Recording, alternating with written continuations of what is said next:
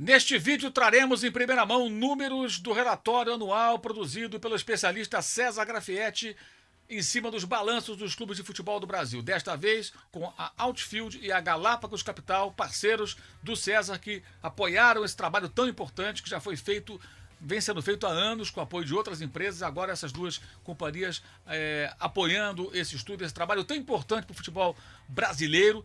Então, que legal a iniciativa de apoiá-los, parabéns. Porque o César e a sua equipe, eles esmiuçam as cifras dos clubes do Brasil. E tivemos acesso aqui ao relatório em primeiríssima mão, e nesse vídeo vamos trazer o assunto que mais interessa ao torcedor que está ligado nessa questão. Tem uns que evitam o assunto, não quero nem saber, fogem do assunto, mas é importante prestar atenção nisso, até para que você possa cobrar ao dirigente do seu clube uma melhor gestão, e assim você poderá ter um time de futebol realmente mais competitivo, vestindo a camisa do seu time de coração.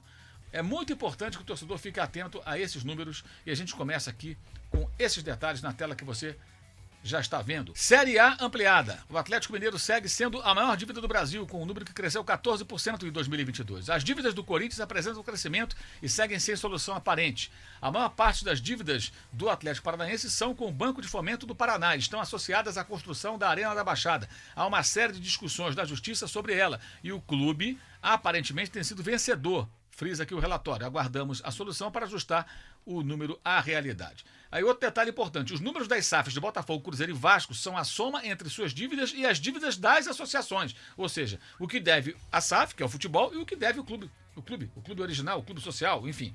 Então, está tudo somado aí. E outro detalhe sobre o Coritiba, as dívidas do Coxa foram reduzidas por conta do processo de recuperação judicial ao qual o clube passou. Então você tem aqui, as dívidas que variaram. Atlético Mineiro, mais endividado. A dívida subiu ano passado, gente, 183 milhões, 14%. O Corinthians também subiu, 66 milhões, 7%. Cruzeiro, 77 milhões, 11%. O Vasco subiu 5 milhões, 1%. São Paulo, 67 milhões, 10%. Botafogo, 149 milhões, 32%. Fluminense, a dívida subiu 110 milhões, 22%. Inter subiu 27 milhões, 5%. Atlético Paranaense subiu 151 milhões, 34%. O Bragantino subiu 195 milhões, 59%. O Santos subiu 35 milhões, 8%. Palmeiras subiu 13 milhões, 3%. É pouco para o Palmeiras, não se preocupe, palmeirense. Grêmio subiu 94 milhões. Olha como a Série B foi complicada para o Grêmio. 40% aumentou a dívida gremista, gente. Flamengo caiu a dívida, 123 milhões, 27%. Flamengo reduziu a sua dívida em mais de um quarto. O Bahia, a dívida subiu em 100 milhões, 57%. Coritiba, nesse cenário da recuperação judicial, caiu em 37 milhões, 16%. A América cresceu 32 milhões, 31%. O Avaí caiu 23 milhões, 24%. Fortaleza subiu 18 milhões, 42%. É um percentual elevado, mas o número absoluto não é assustador. Ceará subiu 6 milhões, 13%. Juventude, 5 milhões de queda, 16%. Goiás, 20 milhões de redução da dívida, 46%. Atlético Goianiense subiu 5 milhões, 68%, foi rebaixado. E o Cuiabá tem uma dívida ridícula de apenas 3 milhões, ela caiu 9 milhões, 77% de redução. Praticamente não tem dívida o time matogrossense. Agora uma tela que é extremamente importante. A alavancagem, que é a relação entre dívida líquida e receitas totais. Clubes com nível de endividamento preocupante, exceto o Atlético Paranaense, conforme já explicado anteriormente, e o Bragantino, cujo credor é o controlador, que é a Red Bull, que é a dona. Então o Bragantino deve para ele mesmo, né? Clubes que precisam ter atenção com o tamanho das dívidas, ressalta o relatório. Coritiba endereçou ajuste. São Paulo e Corinthians apresentam redução, mais suportados por aumento de receitas do ano passado, que pode não ser sustentável. Ou seja, pode ser que esses dois grandes clubes de São Paulo não consigam manter essas receitas tão elevadas, ressalta o relatório.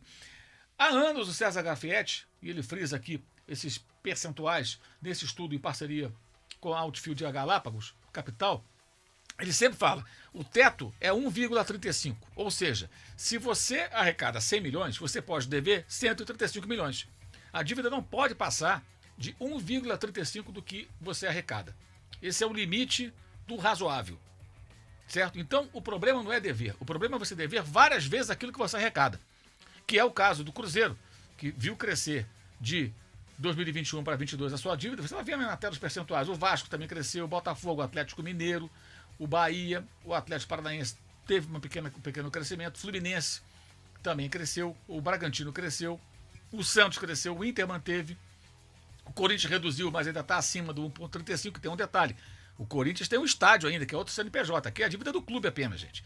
Então, juntando com o estádio, o cenário é bem mais preocupante do Corinthians. O Coritiba reduziu na situação que já explicamos. O Grêmio teve um crescimento significativo também. O rebaixamento fez muito mal às finanças tricolores. O São Paulo conseguiu reduzir, desceu ali para uma margem mais segura, mas a questão é manter o faturamento e continuar nessa política, até acelerar, quem sabe, para reduzir suas dívidas e entrar no outro patamar.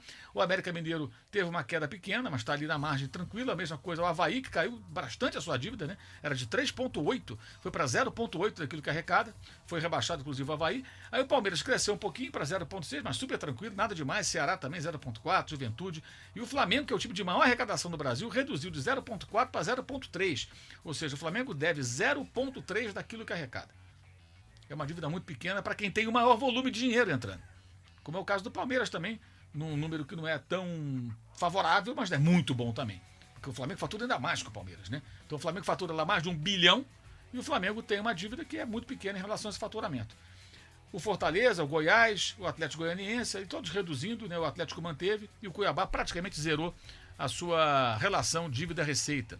E agora vem outro número que é muito importante e até um tanto quanto assustador para o torcedor. O relatório, ele traz esse exercício, tá, que teve o intuito de avaliar a alavancagem, né, considerando a receita anual média dos últimos 4 anos, pegaram a média de arrecadação dos 4 últimos anos, né, e em cima disso, o que eles fizeram? Eles calcularam quantos anos seriam necessários para, retirando 20% do arrecadado, arrecadou 100 milhões, tira 20 milhões para pagar a dívida. Arrecadou 1 bilhão, tira 200 milhões para pagar a dívida. 20% você tira para pagar a sua dívida.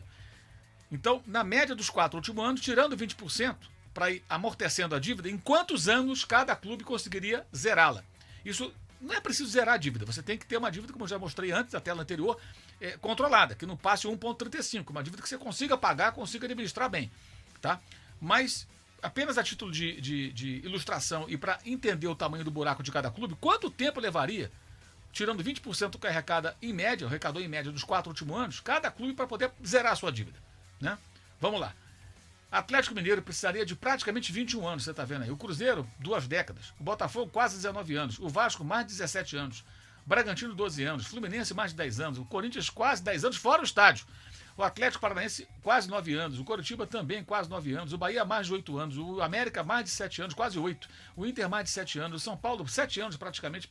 É interessante isso. O São Paulo, que tem um poder de arrecadação muito grande, ele em 7 anos poderia zerar a dívida. Isso significa que se ele tirasse 20% que arrecadou em média para pagar as dívidas, o São Paulo conseguiria, de repente, em 4, 5 anos, ter uma dívida muito mais controlada. Não precisaria zerar, mas estaria a dívida controlada. Se conseguisse tirar mais de 20%, ainda 30%, 35%, nossa, seriam anos de sacrifício e anos muito mais seguros no futuro, né? O Santos tem um número igual ao do São Paulo, o Avaí 6 anos praticamente para pagar, o Grêmio quase 4, o Palmeiras em 3 anos zeraria a dívida, o Juventude um pouco mais de 2 anos, o Ceará também, o Fortaleza em menos de 2 anos zeraria a sua dívida, o Flamengo também um pouco mais de 1 ano e meio, zeraria a sua dívida se assim desejasse, o Goiás em 1,2 e o Atlético Goianiense em menos de 1 ano e o Cuiabá praticamente não tem dívida nenhuma. Então são números que mostram a diferença de cada clube dentro da sua realidade, isso é muito importante. Não adianta olhar o número da dívida absoluta. A dívida do Juventude é de tanto, do Flamengo é muito mal. Mas o Flamengo fatura várias vezes o que fatura o Juventude, para citar apenas um exemplo. O Palmeiras comparado com o Avaí, clubes que foram rebaixados no ano passado. Não dá para comparar por simplesmente. Essa relação dívida-receita é muito importante. E esse estudo voltará a ser abordado aqui no nosso canal. Esse é um